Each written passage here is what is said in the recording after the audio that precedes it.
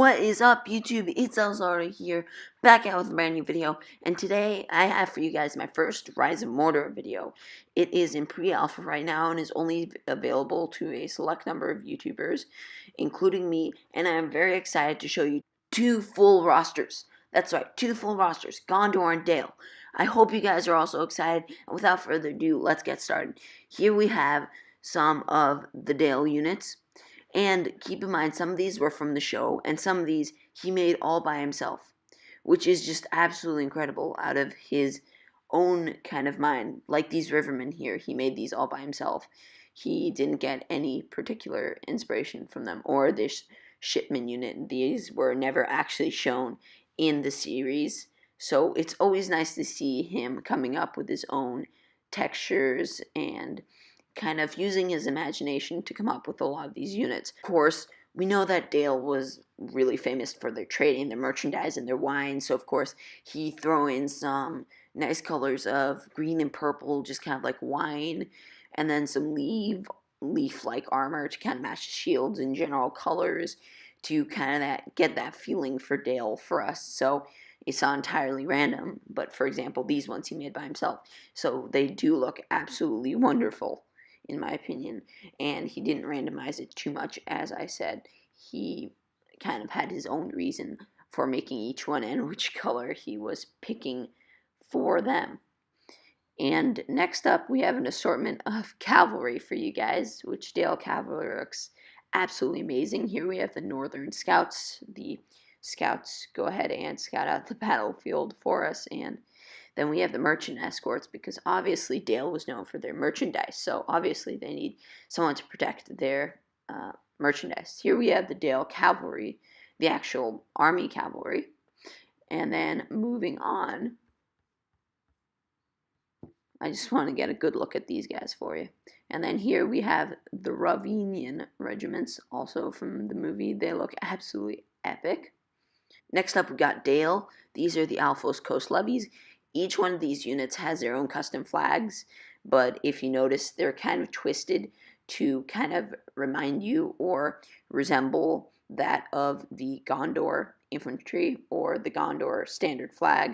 These guys look absolutely incredible, in my opinion. I mean, look at that armor. It's really unique, and it's really got the colors of Gondor and is really representing Gondor. I really like how they were not scared to represent each unit, and they represented each unit very, very well. This is the bow militia here. And then here we have the VALE, BLACKROOT VALE archers. And then next up, we have a really cool ITHILIEN rangers. These guys are professional bowmen, showing up at the Battle of Pelennor Fields, which is awesome. Then here we have the Gondor archers, which are looking great. I just have to give these guys credit. They're incredible. Then here we have the Hillmen of Lemondon also making an appearance at the battle, which is nice to see in the lore. Don't these guys just look awesome with their shields? Next up, we have the Warriors of Lorashit, which look really cool, and they got their little axes, and they're very famous for their axes, and on their banner they've got their flag, the Gondorian tree with some axes on it, which looks really cool. Then here we have the Gondor Sword Militia. The strongest unit, I believe. They'd be cut down quite easily by the forces of evil, unfortunately. And then next up, we have the Ringo Men-at-Arms, which is a thief unit that came to the help or aid of Gondor during the battles in the movies. Again, and next we have the Gondor Sword Infantry, kind of the basic sword infantry that you'd really be expecting from the film. And Mr. J, I think, did a very good job of polishing them up. They look great. Then we have the Gondor Spear Militia. I like the variety in the units here. Again, spiced it up since the first mod release. I like how they played around with the colors here with the green and white. And I hope they continue adding colors to the units and more variety. And here we have the Citadel Guard, which is also more or less of a made-up unit.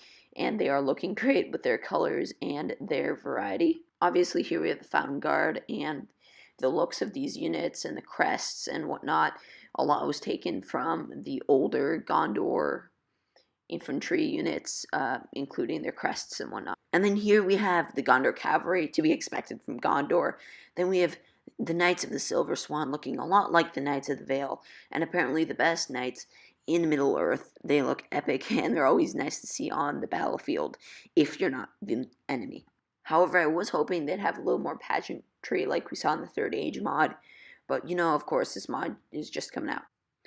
Here we have the Hardium Swordsmen, very nice looking units, and then here we have the Dragon Skin Rooney, looking nice, and then Isgua Uruk High Pikes, very representative of the Uruks and the Uruk Swordsmen. Then right here we can see the Urukai Swordsmen looking badass as always, and they haven't been changed too much. They've been touched up a little since last time, but they still look pretty good as well. Then here we have the Grim Hammers looking really cool with their beards and their hammers and all their armor. These guys being pulled straight from the movie, which looks absolutely incredible, and they look really badass in my opinion. I like how they were able to shrink down the model size and make dwarves. I didn't know if they were going to be able to pull it off or not, but I think they did a really good job with this mod overall. I hope you guys enjoyed the video. If you guys want to see more, make sure to smash that like button like you're smashing your crush.